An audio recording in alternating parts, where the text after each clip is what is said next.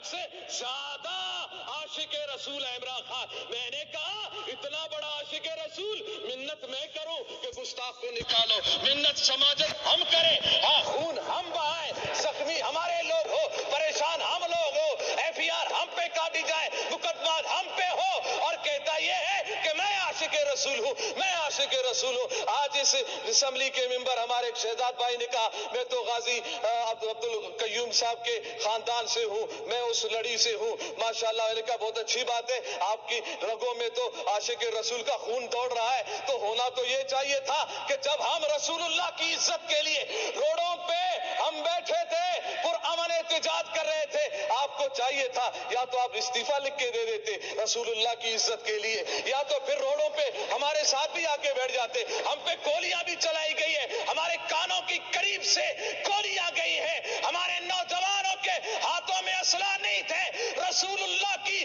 عزت کی بات تھی, زبانوں پہ رسول اللہ کی وفاداری کی بات تھی. ہم ادھر احتجاج کر رہے تھے, پرامن احتجاج کر رہے تھے, روڈوں پہ بیٹھے ہوئے تھے, قرآن خوانی ہو رہی تھی, نعت خوانی ہو رہی تھی, رسول اللہ صلی اللہ علیہ وسلم کی تعریف و ثنا ہو رہی تھی. ہاں اگر برا کہا جا رہا تھا تو گستاخانے کو برا کہا جا رہا تھا, ان کے حامیوں کو برا کہا جا رہا تھا. اگر برا لگنا تھا, گولیاں چلانی تھی تو ان پہ گولیاں چلاتے, ان پہ ظلم ڈھاتے جنہوں نے گستاخی کی تھی. مگر تم نے وہ طاقت ہی نہ رہی, نہ تم میں وہ سمجھ رہی, نہ تم میں وہ رسول اللہ کی محبت کی اصل جھلک نظر آئی کہ تم نکال دیتے, تم کہہ دیتے کہ نہ نہ نہ نہ, جس نے رسول اللہ کی گستاخی کی ہے ہم اس کو برداشت نہیں کرتے ہیں. تو اس وقت میں پوری اسمبلی سے اس وقت میں اس مرحلے میں ہوں, میں نے لاشیں اٹھائی ہیں, ہم نے لاشیں اٹھائی ہیں رسول اللہ کی عزت کے لیے.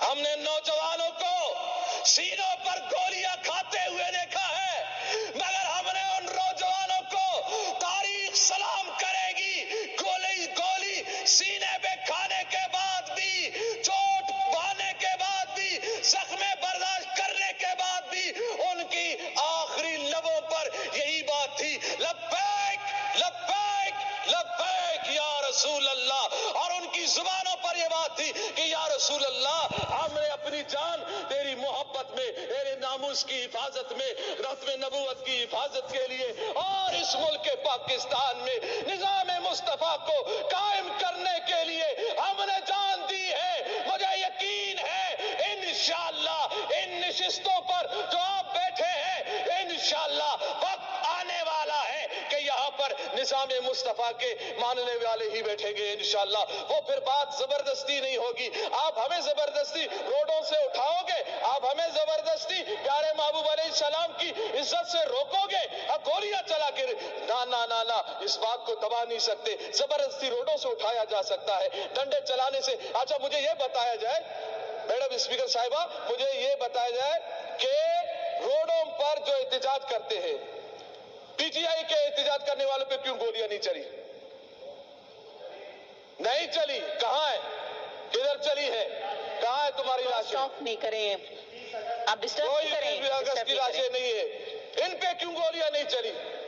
دوسروں پہ گولیاں کیوں نہیں چلی؟ دوسروں پہ ظلم و ستم کیوں نہیں ہوئے؟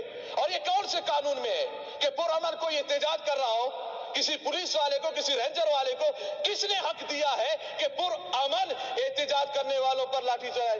یہ کوئی قانون نہیں ہے لاٹھی چارج کرنا, کوئی قانون نہیں شیل برسانا, کوئی قانون نہیں ہے گولیاں چلانا. کون سا قانون ہے؟ یہ قانون کو ہاتھ میں لیا گیا ہے, ظلم کیا گیا ہے.